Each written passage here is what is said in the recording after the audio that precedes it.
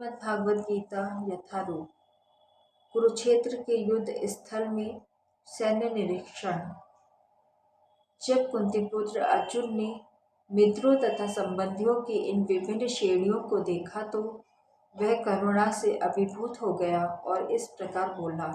अर्जुन उवाच, दृष्टवेमं स्वजनं कृष्ण युयुत्सुं समुपस्थितं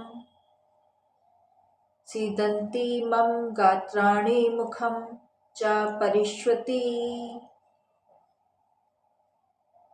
अर्जुन ने कहा, हे कृष्ण, इस प्रकार युद्ध की इच्छा रखने वाले अपने मित्रों तथा संबंधियों को अपने समक्ष उपस्थित देखकर मेरे शरीर के अंग कांप रहे हैं और मेरा मुख सूख रहा है।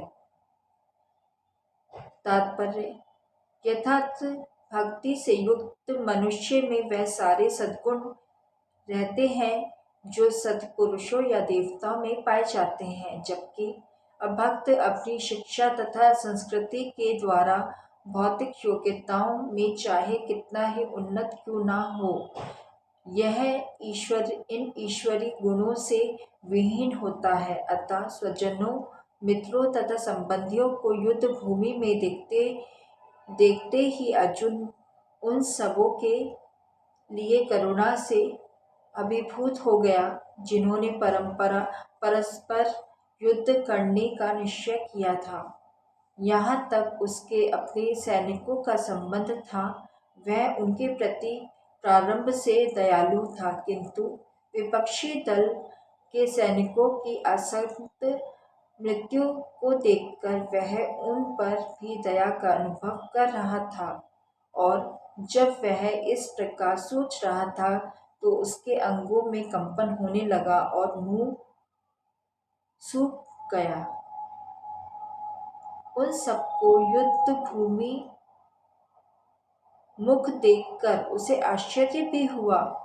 प्रायः सारा कुटुंब, अर्जुन के सगे संबंधी उससे युद्ध करने आए थे।